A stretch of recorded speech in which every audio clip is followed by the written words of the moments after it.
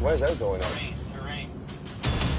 A Sukhoi Superjet 100, one of the world's newest and most advanced airliners, slams into a mountain, killing everyone on board. Why was the plane so far off course? Indonesian investigators face one of the biggest challenges they've ever encountered. The crash site was below an 800-meter cliff. 800 meter. Only an elite team can get there. You guys search up here? I'm going down. Risking life and limb to recover the black box. The situation was quite scary. And it's just mind-blowing. But will it give investigators the answers they need?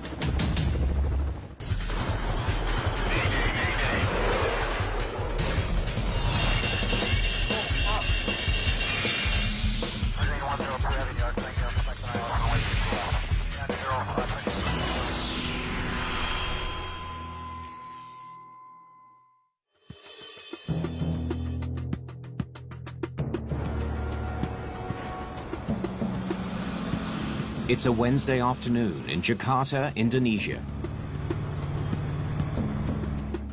At Halim Perdanakusuma International Airport, flight RA36801 is almost ready for departure.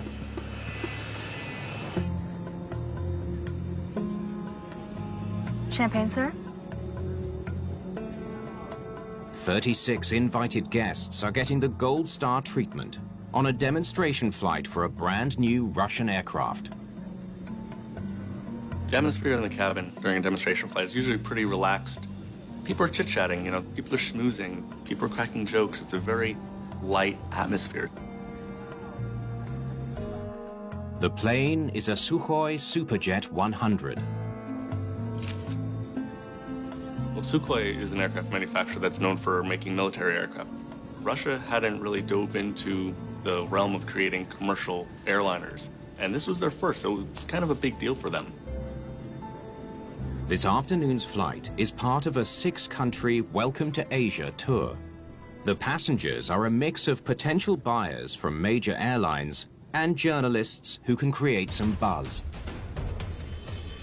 Alexander Kovalyov is a reporter who has been covering the development of the plane since the beginning. I joined the tour at the very start. It's a brand new airplane, and presenting it to top members of government and potential buyers delighted me.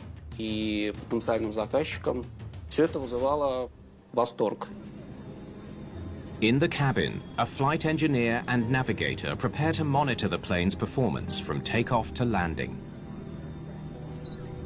But that's not their only job today. They know that in Russia, there are hopes the Superjet 100 will help revive the nation's troubled aviation industry. A big part of their job is to help sell the plane. Russia has kind of a poor reputation for safety over the decades, so a lot is at stake. This is the beginning of their reputation, and these reputations will carry on in the future. I'm sorry, I'm gonna have to take that glass from you. I'll bring you another when we're in the air. Thanks.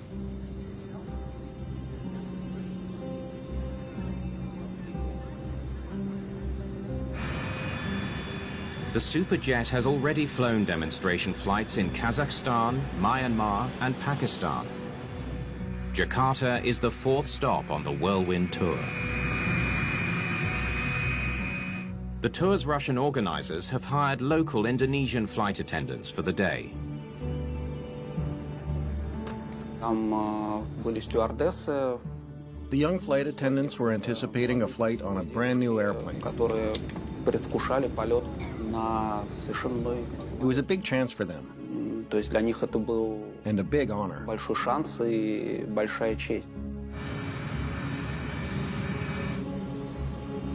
Laps 15. Laps 15, check. Captain Alexander Yablonsev is Sukhoi's chief test pilot. Transponder. Set. He has 10,000 flight hours under his belt, and more hours in the Superjet than any other pilot. The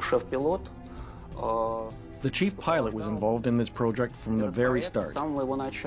As Russian pilots say, he gave the plane wings. Before takeoff, the checklist complete. First Officer Alexander Kochetkov is also a seasoned test pilot. Both pilots conducted themselves in the most professional manner, absolutely impeccably. Sukhoi 36801, cleared for takeoff. Runway 6. Here we go.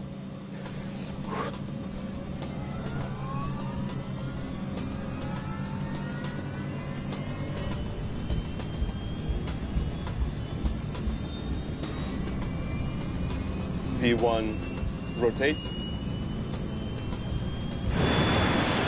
This is the second demonstration flight of the day. Полет из аэропорта Халим прошел без всяких замечаний. The first flight from Halim Airport was completely unremarkable. Просили поснимать лайнер с земли. But before the second flight, I was asked to shoot the plane from the ground. Куда?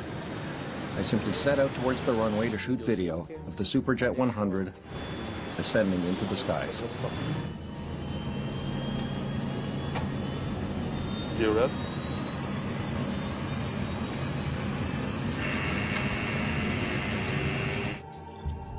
The flight is planned to be a tight 30-minute loop south from Jakarta into the rural area of Bogor, then back to the airport. Sukhoi 36801, turn right to intercept radio 200 and climb to 10,000.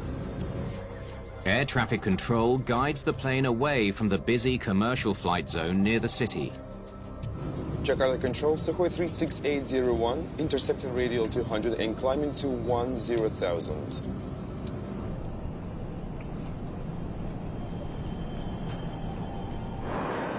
The Superjet is the first new Russian passenger jet since the collapse of the Soviet Empire. It's been 12 years in development. Sukhoi hopes it's now ready to take on the world.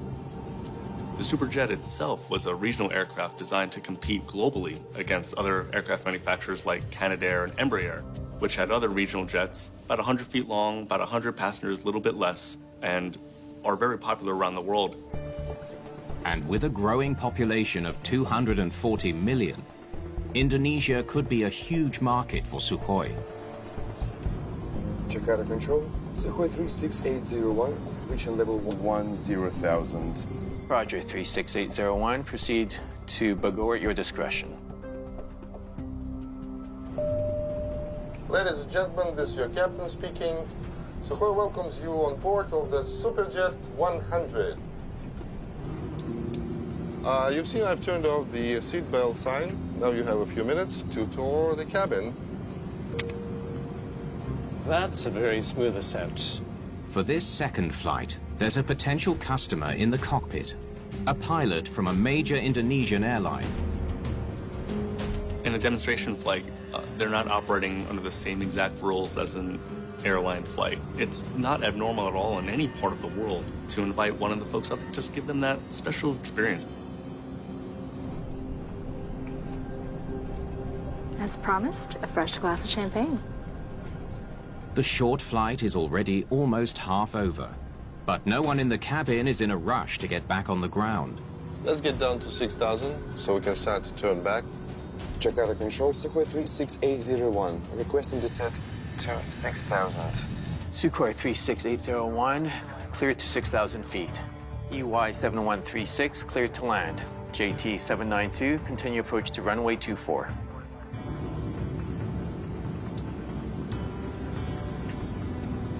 Impressive flight deck. I could certainly get used to this. All right, then. Let's do the full orbit before we return. The captain decides to prolong the flight by flying an extra loop. Jakarta Control, Sukhoi 36801, requesting right orbit at 6,000. It was just them having a little bit of fun. Do a little holding spin over here just to show you what that looks like. Sukhoi 36801, right orbit approved. AK 734, wind southeast, 10 knots, proceed with approach.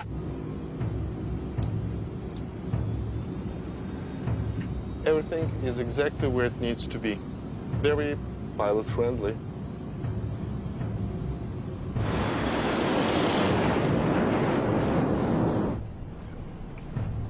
The turn is so smooth, passengers hardly feel it in the cabin. Would you care for some Russian caviar? Another great feature is the TOS.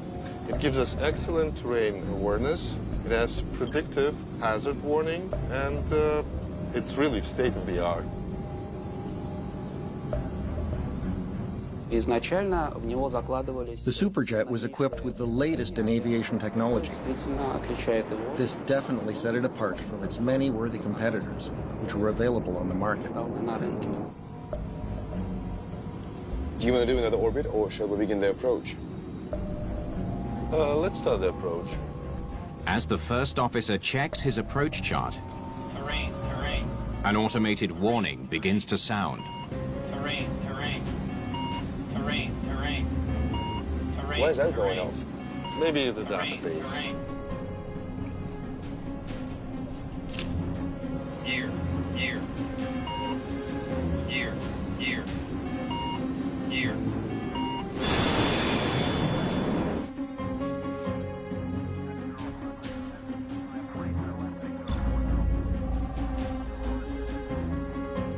At the control center, the air traffic controller notices a problem.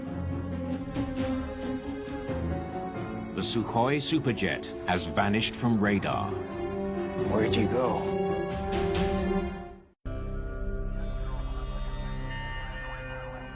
Sukhoi 36801, please come in. In Jakarta, air traffic controllers are trying to understand what happened to a Russian plane on a demonstration flight. Come on, talk to me. On approach, a crew is always listening to air traffic control. They're always waiting for their next command of guidance. Communication is not constant, they're aware of each other. Sukhoi 36801, please come in. After 4 calls, there's still no reply. The controller knows the plane should have landed by now. Sukhoi 36801 is off radar. He alerts his supervisor, and authorities declare an emergency. All of us who remained on the ground were deeply worried about the people on board. We called their cell phones, and 2 phones suddenly started working. The signal was there, but nobody answered them. As minutes turn to hours, the mystery deepens. The fear is that the plane went down in the mountains south of Bogor. Relatives of passengers camp out overnight at the airport, desperate for news of their loved ones. Saya hubungi juga nggak menjawab, jadi mestinya ada di situ. Tapi sekarang ini karena baru ada kontak visual, belum ada kontak fisik, saya masih tetap berdoa, tetap mengharap sekecil apapun itu bahwa beliau masih bersama kami.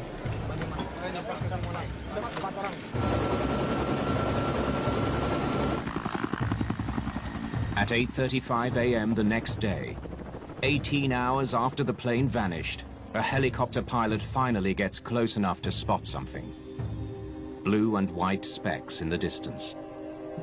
The Sukhoi Superjet has crashed into Mount Salak, the debris spilling thousands of feet down a cliff face.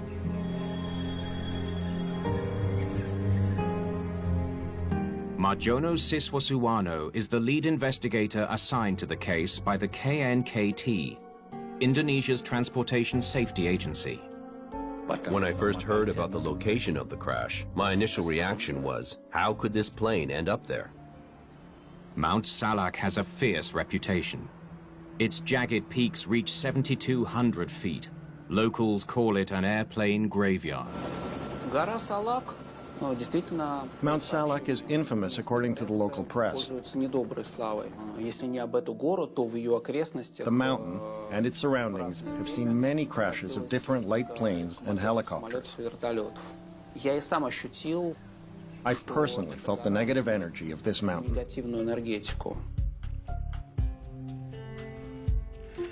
crash site is right here. How could a brand new jet with sophisticated navigation systems and an expert crew crash into a notorious mountain? When there's a crash, everything is on the table. You have no idea. There are any number of variables at play until it gets eliminated by providing fact. We need to send a team up this mountain fast. It's one of the most challenging locations Indonesian crash investigators have ever faced. Our mission was to search for the black box, but how do we find it and retrieve it? This is the problem and our biggest challenge. There are no easy routes. Marjono knows only the most skilled mountaineers will be up to the task. We need to bring in only for this. Oni Wibowo is a junior investigator with the KNKT. He's also an expert climber, now tasked with joining a group of Indonesian Marines on a treacherous hike up Mount Salak. Before I joined the KNKT, I developed a hobby for trekking, mountaineering, and rope work. Keep moving, guys. This location was quite extreme for me.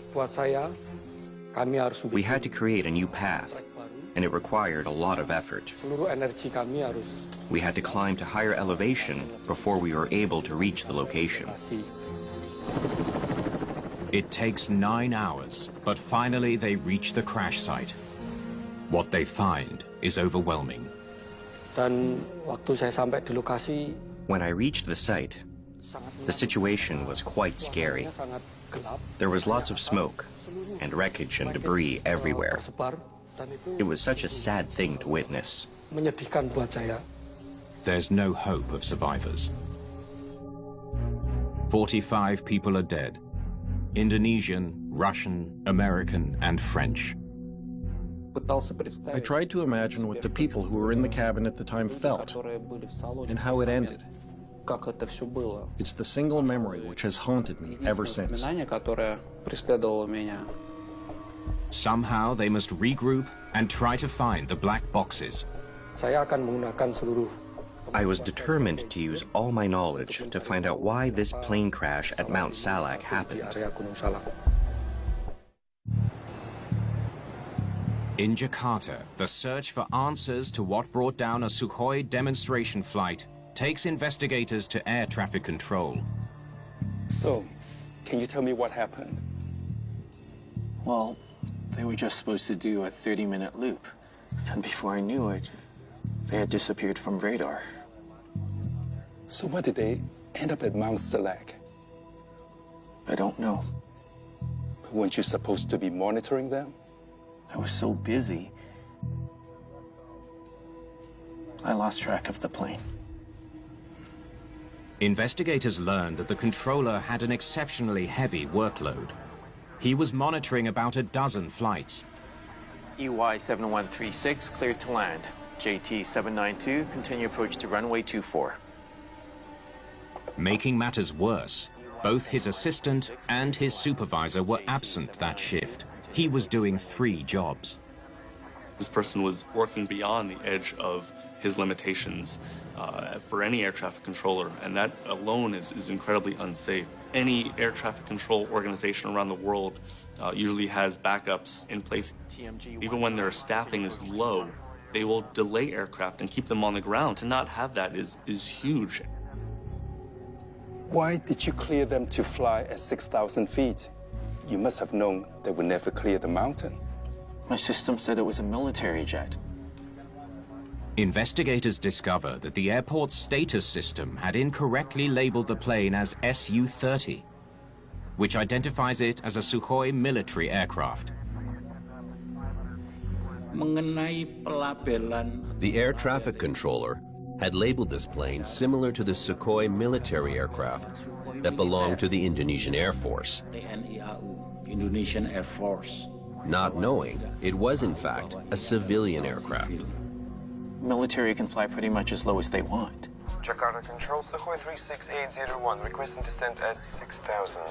When the pilots requested a descent, the controller assumed they were heading for a military training area in Bogor, right along the Sukhoi's flight path. Sukhoi 36801, cleared to 6,000 feet. EY7136 cleared to land. JT792, continue approach to runway 24. The ATC thought that it was a military aircraft flying in a military airspace, so 6,000 is not a concern for them. But I still don't understand, why was the plane so far off course? That's a good question. I really don't know. The plane was supposed to turn and fly north towards Jakarta, but instead it flew south and hit a mountain 54 kilometers from the airport. Investigators need to know why. They hope the black boxes can give them some answers. The most important thing is the black box, which records the flight data and the conversation inside the cockpit. This is what we're looking for. But they could be anywhere. You guys search up here. I'm going down. The search team targets the thickly forested valley below. From my experience, I could predict that a relatively small object, like a black box, would fall down to the base of the cliff. So this was their biggest challenge.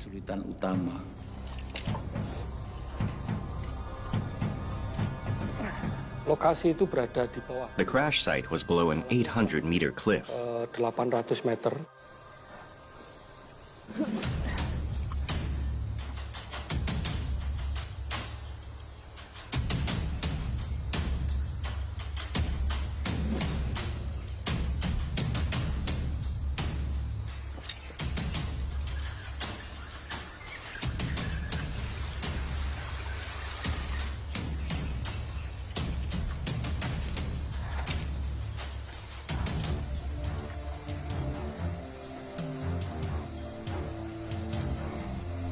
Finally, 6 days after the crash, a breakthrough. We found it. We found the CBR. The recorder's outer casing is damaged, but if the data inside can be retrieved, investigators may finally be able to understand why the jet veered fatally off course. While investigators wait for the cockpit voice recordings, they consider two stark possibilities regarding the fate of Flight 36801. Either the Sukhoi's flight systems failed and led the plane off track, or the pilots made a deadly error. Since news of the crash broke, there's been speculation that the chief test pilot was showing off, trying to give passengers a better view. This guy had a spotless record. But his personnel files reveal that during his 36 years of flying, there has been no hint of reckless behavior. His flight records showed he had more than 10,000 hours. He was never unprofessional. I flew several thousand kilometers on that plane through varied conditions and weather. He was not a reckless pilot. So what do we know about the days leading up to the accident? How busy were they? They study the pilots' work schedules, looking for anything unusual. They discover that the captain and his first officer were on the fourth leg of the demonstration tour. Maybe they were tired. A closer examination reveals that the Sukhoi pilots had the evening off the day before the crash, and the demonstration flight that preceded the accident lasted only 22 minutes. This was not a tough schedule. We didn't find any evidence that the pilot was physically unfit. Investigators are at a loss, still with no solid clues about the cause of the crash. They were supposed to go south to the area of Bogor, turn and come right back to the airport. How did they end up over here? Makes no sense. Let's get down to 6,000 so we can start to turn back. The Russian crew had never flown in Indonesia before. But handling new routes is something all professional pilots are trained to do. Flying in a new area is very common. But this needs to be accompanied by having a very detailed briefing.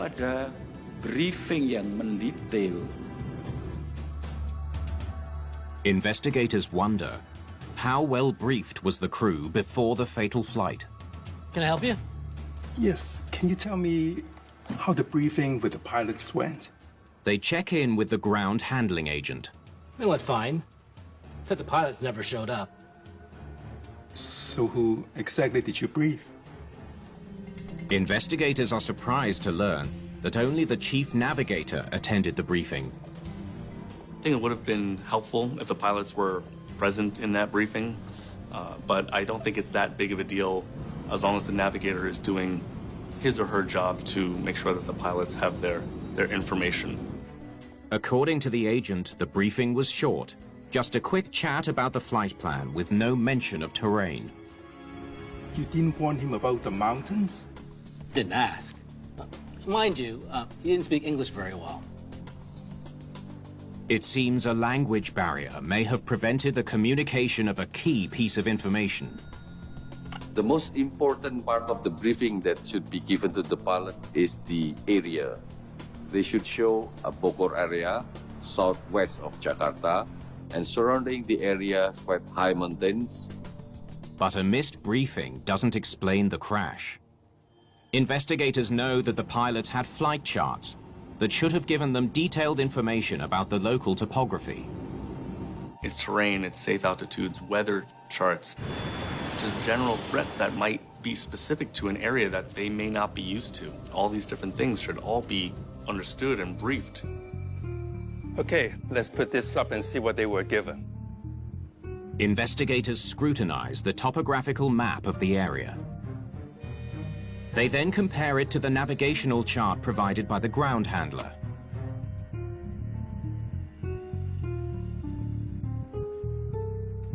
But where's Mount Selig?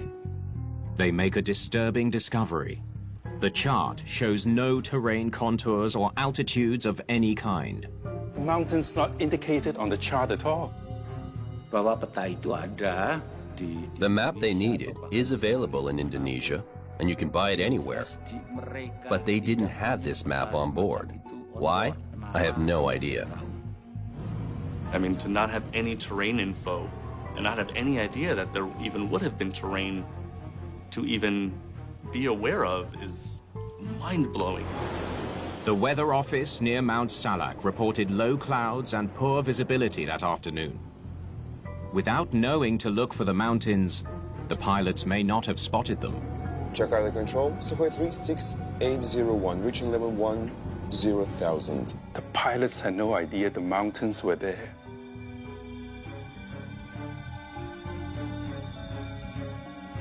But why didn't the plane's computer system warn them? Investigators turned their attention to the Sukhoi Superjet 100. Is the state-of-the-art aircraft somehow to blame for the crash? I want to know more about how this TOR system works. The investigative spotlight now shines on one of the Sukhoi Superjet's most important safety systems.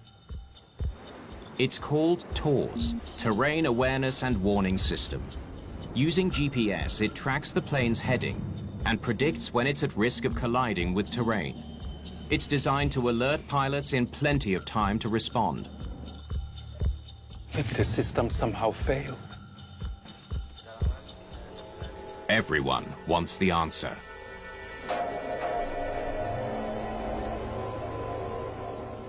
For days, the news has shown search and rescue teams collecting body parts from the mountaintop and flying them to Jakarta for DNA analysis. Family members' only hope is that their loved ones' remains can be identified for burial.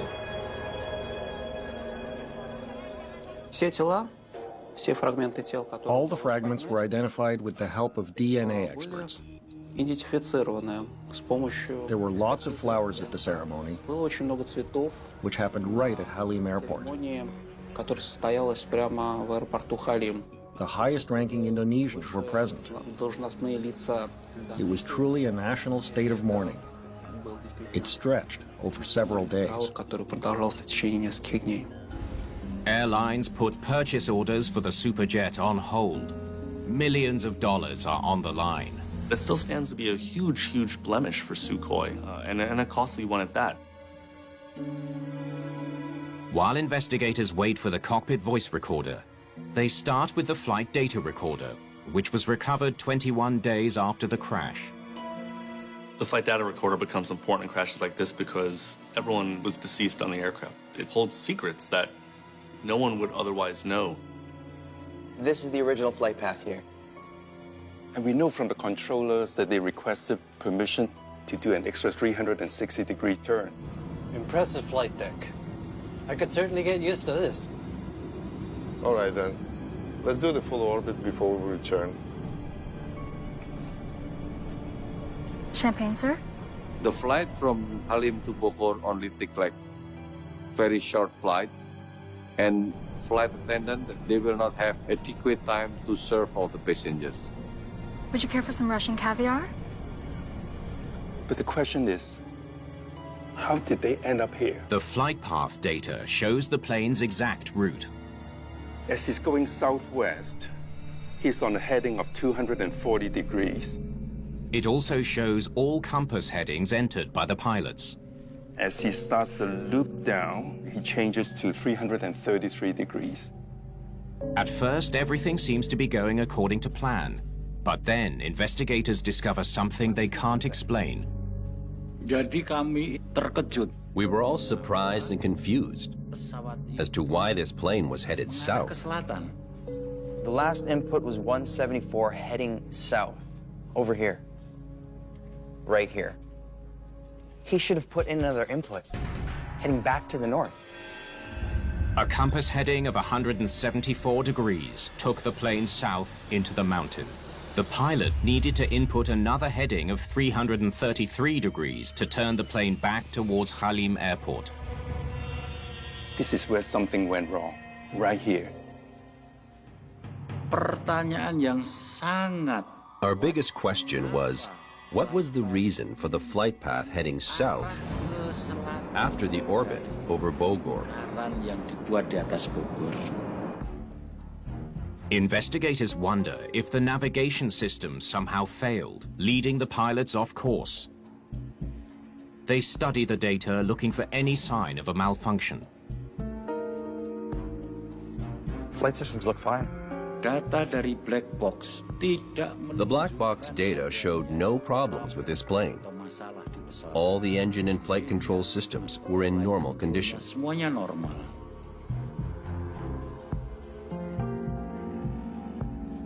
Can you isolate the terrain warning system? Next, they look at how the terrain warning system performed. Did it alert the pilots to impending danger? There's toss warnings. The data shows the TORS sent out multiple alerts in the final 40 seconds of flight. The terrain awareness warning system has two types of warning. First, visual warning with lights, and oral warnings that begin with sounds. So it is impossible for the pilot that they will not recognize the warning. I don't get it. If the warnings work, then these guys would have known what to do. Investigators are stumped. Flight data shows the captain made no attempt to turn the plane. Even more baffling, the TORS system was deactivated 28 seconds before the crash. Or did the pilot turn it off? Why that happened is a complete mystery. Sebelumnya kami tidak tahu. We didn't know for sure if the crew had indeed disabled the system, or if there was an error in the system. Atau memang ada kerusakan pada sistem. 240 miles an hour, straight into the side of a mountain. Tapi yang menjadi pertanyaan. So the big question was, why didn't they take any action to avoid the crash? Untuk menghindar. Let's hope the CVR can give us something more. Indonesian investigators now know that the pilots of the Sukhoi Superjet failed to complete a turn, sending their plane straight into a mountain.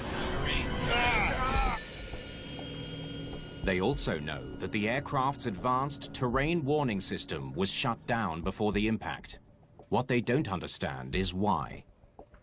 They hope to find some answers on the cockpit voice recording, a recording they feared they might never get to hear. When we received the CVR, the memory module wire was burned, so it takes some time for us to rewire these. Ready? Investigators synchronize the audio from the cockpit to the flight data to create a comprehensive timeline. Memang FDR menunjukkan. The FDR data shows the direction of the flight every second.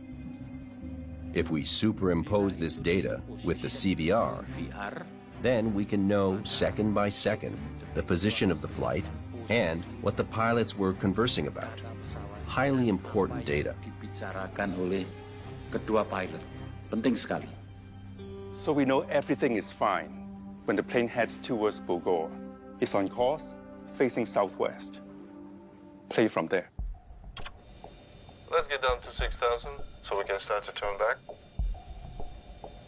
The plane is about 20 miles south of Jakarta, flying over Bogor, when the first officer radios air traffic control.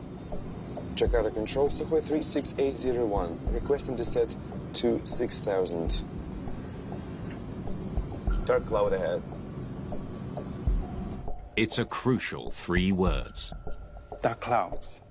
Between cockpit and the mountain. They probably don't see the mountain in front of them. The dark clouds were in the direction of Mount Salak. They wouldn't be able to see anything, not even a mountain. All right then, let's do the full orbit before we return. Jakarta Control, Sukhoi 36801, requesting right orbit at 6,000. Sukhoi 36801, right orbit approved.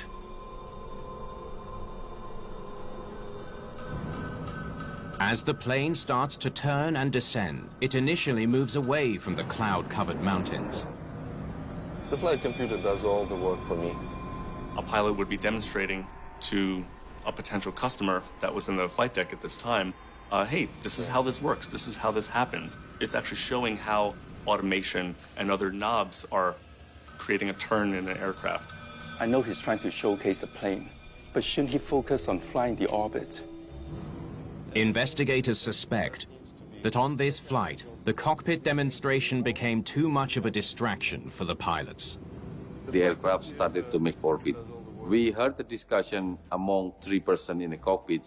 The captain tried to show the sophisticated of the aircraft. As the plane turns, the captain keeps talking. Another great feature is the TOS. This discussion took about 38 seconds. It gives us excellent terrain awareness. It has predictive hazard warning, and it's really state-of-the-art. Now he's showing off the TOS. Now the plane is about a third of the way through the 360-degree turn. But no problem with the terrain at this moment. Yes, because it's flat terrain. Wait, stop there. Now, they are in a wide turn, facing this way. And the TOS is telling them it is flat. But it won't be for long. The aircraft was on heading towards Jakarta when there is no mountain ahead, was only flat area and the sea. Let's keep playing. How's the fuel consumption? Fantastic. As you can see, we've hardly burned any fuel. Yeah, these engines are so efficient. Wait, stop. His last input was 174. That would take them towards the mountain, and he needs to keep turning. But he's talking about the engines. Investigators' suspicions prove to be correct. The captain is so distracted, he never completes the circle. Dan waktu itu, pilot sedang membuat. As we learned, they ended up not performing a full orbit, Memang ternyata tidak melingkar tetapi. but went off track at 174 degrees. 174, 174. He's so busy chatting, he simply forgot to input the rest of the turn. During this time, where the discussion was so intense, the pilot did not reselect the heading to get a complete circles. Let's start the approach. I'll check the charts. After the fuel consumption talk, the pilots prepare for landing. The captain thinks he's on course for the airport, when in fact he's heading for disaster. Make a turn west to Jakarta. Terrain, terrain. Pull up. That's definitely the TOS. Up. The CVR confirms that the warning system did sound when it needed to. Pull up. Why aren't they doing anything about the terrain warning? Terrain, Where's that terrain. going on? Pull up. They knew that this warning indicated that they fly toward the terrain, but they starting questions why it should be active. Investigators know that the TORS warning system will be shut off moments before the plane flies straight into a mountain. But they still don't know why. Until the CVR provides a crucial clue. Maybe database. Wait, that's it. Database, the database. The flight computer has a database loaded with terrain information, but the captain thinks it is faulty. And he hasn't seen the mountain because of the clouds. And it's not on his navigation chart. He is convinced TORS warning is an error. We strongly believe the captain thought he was on flat ground. This is supported by what we heard the pilot say. Why is this? It may be data. Why is this? Maybe data. To the captain, the potentially life-saving TORS warning is nothing more than a harsh, annoying sound.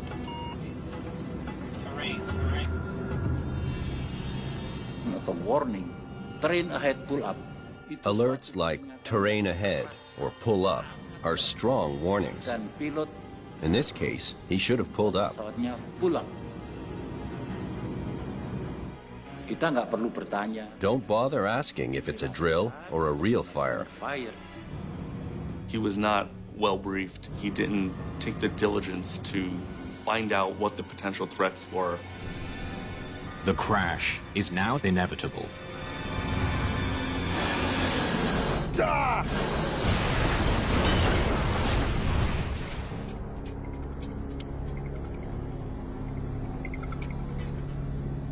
Either pilot should have stepped up to act. Let's move, let's climb, let's turn, let's get out of the way for what this system is telling us to do. Both of these pilots just kind of let it be and went about their merry way. We conduct simulations based on the FDR data. The simulation conclude that the pilot have around 22 seconds to decide and react properly. I was quite sad that the pilot did not react to the warning. In their final report, investigators conclude that the crew disregarded the TORS warnings because they were unaware of the nearby mountains. They were flying in the wrong direction due to distractions in the cockpit. I think that this accident was almost all human error. Humans not properly charting the area, humans not properly taking care of the air traffic controller, the pilots being lazy about their decision-making in the flight deck. These are all human factors, every single one of them. The most important part to be learned from this accident was that the pilot should react properly to the warning. The Superjet continues to fly, but without making much of a dent in the global marketplace. The Sukhoi Superjet has not performed exactly as desired. There's just a little over 100 that were built and delivered, which falls very short of where Sukhoi had wanted. The worst part was that those were people with whom I'd already flown several thousand kilometers, and now they're gone. I don't know what they felt in their last minutes. I hope they didn't have time to feel anything.